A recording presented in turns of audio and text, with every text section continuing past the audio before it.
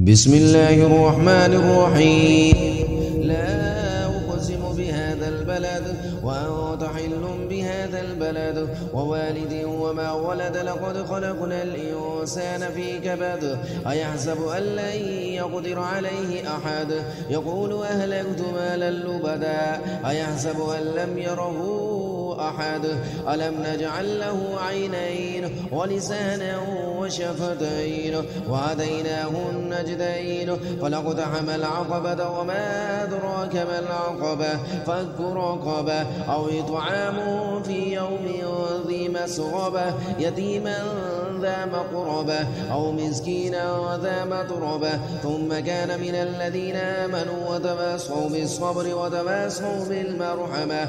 أولئك أصحاب الميمنة. والذين كفروا بآياتنا هم أصحاب المشأمة. عليهم نار مؤصدة.